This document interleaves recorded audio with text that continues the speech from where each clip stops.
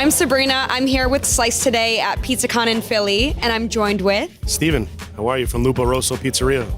Amazing. And where is your pizza shop located? We're in Long Island City, Queens. Long Island City. So you took the Amtrak? I live in Long Island, so I took the LIRR into Penn Station, and then we took an Amtrak down here to Philadelphia, and then an Uber to this fine establishment. Oh my gosh. Yeah. So you guys really, you put in the effort. You came today. We did, for sure. Ready to learn a lot, see your partners. Absolutely. We're going to talk today about dough styles. Sure. What type of dough do you make? And can you tell us about the process at a high level? Yeah, so we started out as just strictly Neapolitan style, kind of evolved into a New York Neapolitan hybrid, and we're at about a 72% hydration. We're blending 2 or 3 different flours at times, double fermentation process. Actually, we start with a biga, which is a mother dough, for 12 hours, and then we get it into a bulk rise for another 12, and then a ball rise for 12 more after that. So definitely a labor of love. It's a 2 or 3 day process to get a pizza coming out.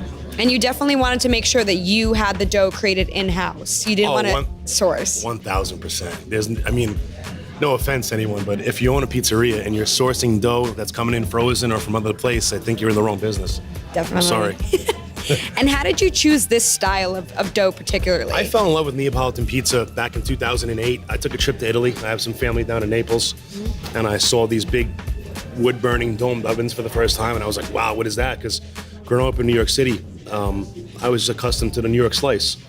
And I saw this raging fire inside of the oven, and I saw these pies just coming out at a crazy pace.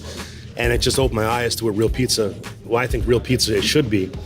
And I just became engulfed with it, and I read every book cover to cover, watched every YouTube video, and just became obsessed with Neapolitan pizza. That's the way to do it. Jump in, get right in there, make that Get dough. your hands dirty. That's awesome. And then what was the biggest dough unlock for you? What really helped take your dough from good to great? I think just experimenting with different techniques and different flours and different hydrations. There's so many different variables that go into making good pizza dough or good dough in general. Anyone that bakes will know that. So it's temperature in the room, it's humidity in the room, it's the temperature of the flour when it's being mixed, the amount of time it's being mixed, different types of yeast and pre-ferments. So there's so many different things and variables that keep me intrigued to this day. It's 13 years later, and I'm still very excited about making pizza dough every day. So that's awesome. And if someone wants to start making their own dough from scratch, let's say that they are currently sourcing it from somewhere and they want to bring it in-house, where do they start? I think you start with a simple recipe.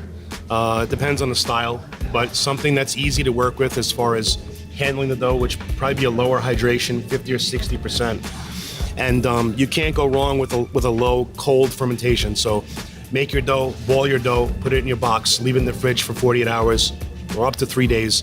Take it out, stretch it, and use it. That's probably the best advice I can give as far as simplicity and also for the best quality. Well, Steve, thank you so much for talking to Slice today, Absolutely. for helping educate pizza shop owners everywhere on how to make the best dough. My pleasure. Thank you.